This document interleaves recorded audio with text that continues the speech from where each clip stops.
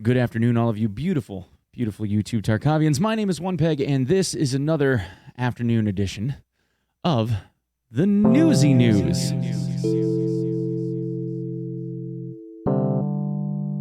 In today's news, PMC Permadeath looks like it could actually, not a meme, by the way, be possible.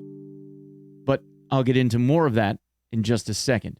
Today, there was a community podcast with Ironfists being the host, joined by danexert, geekseh, Sigma, and Nikita. First up, we had a discussion about limited quantities of items in Tarkov and whether or not they're canon. And the reality is, Nikita says the way that the inventory of the traders is set up right now is how it's supposed to be. He basically said, sorry, but this being difficult and having to camp for limited quantities of items is the way that they want it, because that's how it would be in the real world with restocks. I'm having serious flashbacks to like the PlayStation 5 and every NVIDIA card that's come out ever since the 2080 Ti got introduced, but I digress. Nikita said that he wants there to be some kind of an emotional response, even though it's a negative emotional response in this case, and that he wants the economy to have some feel of real-life dynamism, and that's it. The example that he gave in this situation was there's 1.5 million rounds of BP every time that the BP ammo gets restocked, with a 120-round limit per person, and it gets sold out every couple of hours without fail. And he said, imagine in real life that would also have limitations, and the game is about adaptation. Adapt and overcome. Use different weapon systems, use different ammo. If you have limited playtime, you need to adapt that, or to your playstyle needs to adapt to that accordingly. Then the conversation went to negative scav karma and how to get it back and to fix it. Basically, people killed Santa a lot of times and ended up super in the negative. Just for the record, my personal opinion is you guys did that to yourselves. Trigger discipline, and I realize habits die hard when you're used to shooting and killing everything that moves, but you did it to yourself. In this case, Nikita said this is a perfect representation of shit happens. It's not a game-breaking thing. You aren't completely unable to play the game. You can still play the game, but it's just an annoying aspect of what ended up occurring. It's a unique characteristic of your player. He doesn't think it's a bad thing. Some players have negative 60 reputation because they just couldn't stop going on murder sprees. And in this case, which I also tend to agree with, you don't have the ability to just be like, JK, bro, it was just a gag, right? You can fix this for me, yeah? And then have it get fixed. This is a step in the direction of Nikita being like, there needs to be some level of permanism here, which brings us to the crux of this video. In the idea of permanence, there's this sense of your PMC always has a certain level of risk, which you, in some ways, assign. In the case of going to a map like Customs, for instance, you have the ability to insure your gear.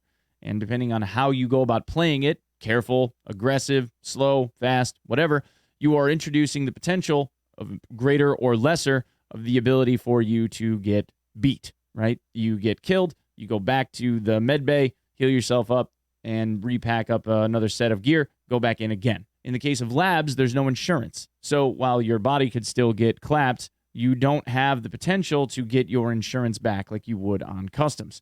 All things being equal, there is greater risk in going to labs because of the lack of insurance than there is on other maps where you have the potential to get those items back. Well, Nikita is potentially taking that a step further. And just for warning, this is not a meme. He said in the future, you might have the ability to catch a deadly, uncurable disease which would be fatal for you, like radiation poisoning, for instance. You get some bad effects. It will not be curable. Again, it would be a death sentence for your PMC. Now, whether or not that becomes something that happens relatively instantaneously, or if it's something where your PMC just slowly degrades and withers away over time like you would normally, depending on the level of radiation that you got if it was deadly, I don't know. But he said that the idea here is because, again, it's to simulate some form of reality. This doesn't mean that you're walking through woods on a clear summer afternoon on a PMC mission and then, you suddenly get some radiation and your PMC is screwed. The way that he has set this up is, or has teed it up in his mind, I guess I should say, because this isn't something that's indefinite, it's just something that he's been toying with. The idea would be is that you would end up on a certain location that would have an irradiated zone, let's say, either in that location, or it could be a raid that primarily has irradiated areas. You make the conscious decision to go into those very irradiated areas with the prospect of attempting to get some good loot out of there. And it could be incredibly good loot, let's say. But you risk the biscuit in this case because you could end up having a lethal dose of radiation that would kill your PMC. And by kill, we're talking about permanent PMC death. Game over. There is no more PMC and its inventory. Your hideout and its stash are no longer accessible. The only option that you would have for that account would be to reset your account and start over. Now, there are some implications with this that are pretty severe and significant, but I would like to go on record, at least, and say that I actually love the idea of this. The idea of you permanently losing your character is solely based in your own choice. No one is going to deliver you to these highly irradiated areas. I am more than certain that there would be some level of warning that you would end up getting should you end up in an irradiated area that would either have some graphic representation or would end up having some form of debuff that would start showing up on your character saying that you're being irradiated. There's Geiger counters in the game that we already can loot. Maybe that would become a usable item that you could carry with you. There are a lot of different mechanics that could help warn you about these things. But you also would have the conscious ability to decide whether or not you're going to stay there and attempt to get the good stuff. Anyway, I actually really interested in learning more about this as things progress with Nikita and his mind, because again, one of those uniquity level things that Tarkov would do, that you don't really see other games doing. And again, it's not something that people have to partake in or that anyone would end up with or have to end up with. It becomes a choice. You choose to go into a place that could kill you. You know what I mean? Moving on, Nikita talked about the new trader on Lighthouse being a character with animations. He's going to be a physical character. We know this on the Lighthouse location, located at the Lighthouse, which we currently can't access. He said he's going to have voice lines, and it will be like a typical RPG interaction type of experience where you talk to him and he'll have dialogue options, etc. The question again came up as to whether or not he would be killable. Nikita in the past has always kind of hinted that he would be, but in this case, he has clammed up completely and said just, you'll see. So my guess is that they make him killable or allow him to be killable. Killing a scav trader would probably cause an upteen ridiculous amount of negative rep. Also, he will be guarded by sniper bosses. He then went into the boss on Lighthouse and said that the sniper boss on Lighthouse will be guarding the Lighthouse specifically. But there will be other bosses roaming, which is something that we had not heard yet. There was then a talk about streets and whether or not there would be GRU equivalent rogues type of mobs, kind of like how there are USEC rogues on Lighthouse. Will there be like GRU level rogues running around on streets, balancing the scales, if you will, for bear players that are getting clapped instantaneously on Lighthouse from 500 meters away? Nikita would not say.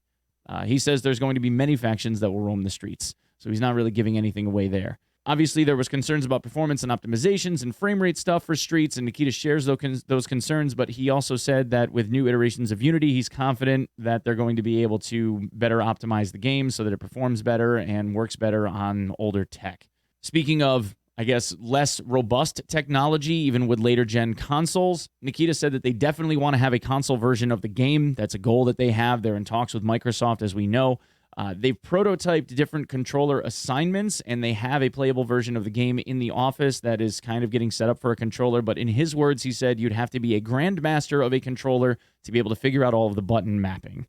In terms of timeline, he said something about the next map expansion, with Lighthouse expansion being the next thing content-wise that we're supposed to be able to see. He said that patch is not like soon, but soonish. Soon.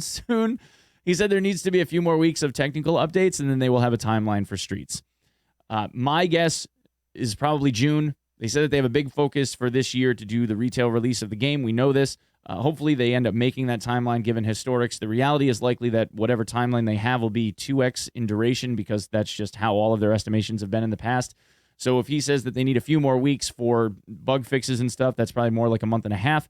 So my guess would be Streets for the end of the year as a pie in the sky. Hopefully they make that target. Lighthouse, my guess, will be somewhere around June. Now, I know that there are people that are saying like the Lighthouse expansion is going to be like, end of Q1 in March or something like that. I think that that's very ambitious. I don't believe that. I'm still going to stick with like a June release, which also would coincide with a wipe. Perhaps they do another wipe in June, and then they have the final wipe for the release of the game in December of this year. Then coming up, it was a conversation about stash management. One of the things that people have always complained about with the auto sort option is that the cases and everything get moved around, and it would be awful nice to be able to lock things in your inventory so that they don't get moved. Nikita said that there's a designed UI element that they've already been working on in their testing for auto sort that allows players to lock items in your stash, and there will be 2 different versions. The first would be a pin, which won't allow an item to be moved by the auto sort feature, and then the second would be a lock, meaning that you can move it around, but you won't be able to delete it or sell it or remove it in any way unless you remove the lock, both of which I think are very important and need to be added. Then there was talking about skills, slowing down of skill leveling, people cheesing skills, like that video I made way back when of people being able to stand in a fire and heal yourself, kind of taking advantage of the way that the damage gets run through your character in certain instances, which has since been fixed.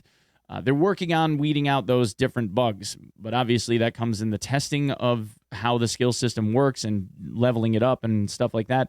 And he's looking at ways to reduce the potentiality of cheesing those skills, because the going in and just kind of like grinding away on a certain ability, or throwing grenades a bunch of times, or just running and then dying in order to raise your strength up, isn't the way that he would like to see it done. He wants it to be much more organic. While people tend to focus on things like that, he wants it to be an organic leveling experience, not something where people are going in purposefully with the intention of just getting those skills to max as fast as they can, so that way they can feel like they're being competitive. And then last but not least, there was a discussion about calling in airdrops for yourself. There was a tweet that Nikita made a while back talking about how there was, if you wanted a flare gun, or if you had the ability to call in your own airdrops, would that be something that people wanted to see? And obviously that got a conversation started, and there was suggestions like the ability to use a flare gun, or having a button or a switch, or maybe the airdrop has a specific or special type of airdrop box with a key card that would need to be used in order to be able to open it, or a heavy weapon that's kind of like a secret lockbox that you would have to get back to your stash, and then use a stash or hideout element in order to be able to open it by using a pry bar or something. All of which through the crafting system I think would be incredibly cool. Nikita gave no hints. He's not going to tell us anything. It's kind of the par for the course. Anyway, guys, that's what I have for this one. If anything else ends up developing or coming up, I will be sure to clue you guys in. Thank you so much for coming and checking out this video, and I will see you in the next one. Peace.